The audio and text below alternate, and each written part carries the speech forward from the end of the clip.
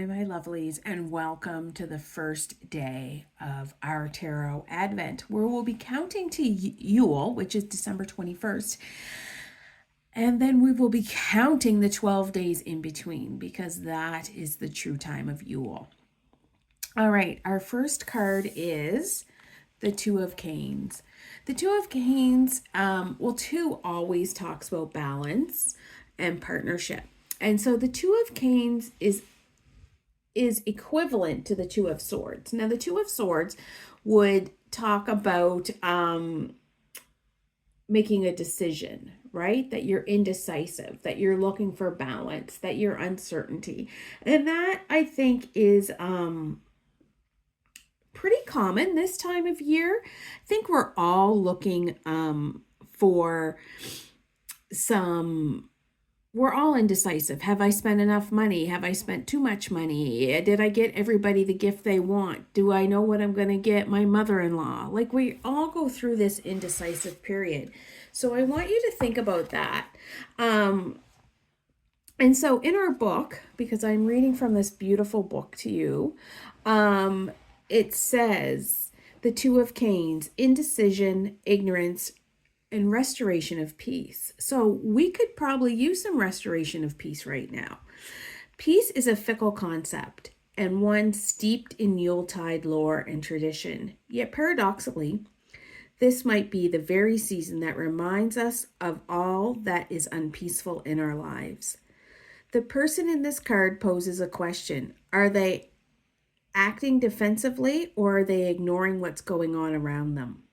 Should one hide one's head in the sand, or has the situation gotten to a point where all they could do is surrender to the moment? This is a card that stirs the unpeaceful nature of the mind and strives to confine and bewilder. There is the desire for restoration of peace, but the question remains, how do I achieve that? There are times when a situation requires grace, but in turn, it's a difficult thing for some people to muster, especially when we have backed ourselves into corners that we seemingly cannot escape from.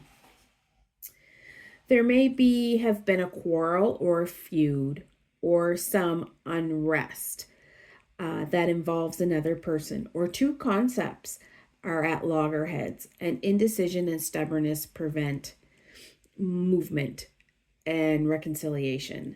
Something has to give. Forgiveness comes naturally from understanding, but perhaps the person you need to forgive is yourself. Indecision will not serve you, and allowing another sun to set on a quarrel will benefit nobody. What might be an uncomfortable moment or a discussion will be worth it in the end. So who do you have to have these discussions with that are uncomfortable? Could it be yourself? Could it be a spouse, a child, a family member, a friend? But I think it's worth it in the end. It's not great for us to carry around all these things, right? All these negative emotions. So I want you to think about that as you go off into your day. I wish you light and love, and I'll be back tomorrow with another reading.